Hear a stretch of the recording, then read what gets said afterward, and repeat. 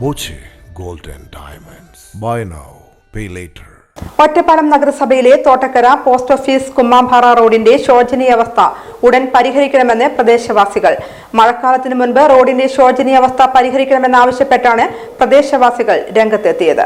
Thottakkara post office മുതൽ കുമ്മാംപാറ വരെയുള്ള റോഡിന്റെ ശോചനീയാവസ്ഥ ഉടൻ പരിഹരിക്കണമെന്നാണ് പ്രദേശവാസികളുടെ ആവശ്യം. നിരവധി തവണ നഗരസഭയിൽ പരാതിപ്പെട്ടിട്ടും വർഷങ്ങളായി തകർന്നു കിടക്കുന്ന റോഡ് ഗതാഗത യോഗ്യമാക്കാൻ ആരും രംഗത്തെത്തിയിട്ടില്ലെന്നും ആക്ഷേപമുണ്ട്.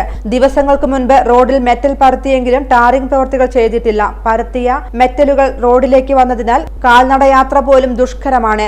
റോഡിന്റെ ശോചനീയാവസ്ഥ കാരണം പ്രദേശവാസികൾ മാത്തൂർമന റോഡിനെയാണ് ആശ്രയിക്കുന്നതെന്ന് പ്രദേശവാസിയായ വേണുഗോപാൽ പറഞ്ഞു. ഒറ്റപ്പാലം പോസ്റ്റ് ഓഫീസ് റോഡ് എന്ന് വെച്ചാൽ കുമ്മാമ്പറയ്ക്ക് പോകുന്ന റോഡ് കുറെ കാലമായി 5-6 വർഷമായിട്ട് ഇതേ രീതിയിൽ പൊട്ടിപ്പൊളിഞ്ഞ് കിടക്കുകയാണ്.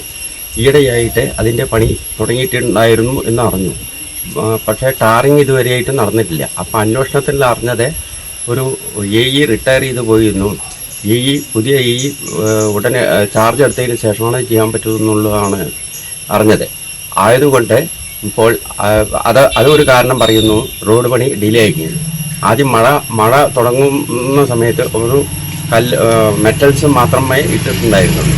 അത് 22 ലക്ഷം രൂപ ഫണ്ട് മുനിസിപ്പാലിറ്റിക്ക് കിട്ടിയിരുന്നതെന്നും അത് ഗവൺമെന്റ് തന്നെ തിരിച്ചെടുത്തു എന്നുള്ള വസ്തുതയാണ് അന്വേഷണത്തിൽ അറിഞ്ഞത്. മഴക്കാലം വരുന്നതിന് മുൻപ് റോഡിന്റെ ശോചനീയാവസ്ഥയിൽ നഗരസഭ പരിഹാരം കാണണമെന്നാണ് പ്രദേശത്തെ ജനങ്ങളുടെ ആവശ്യം.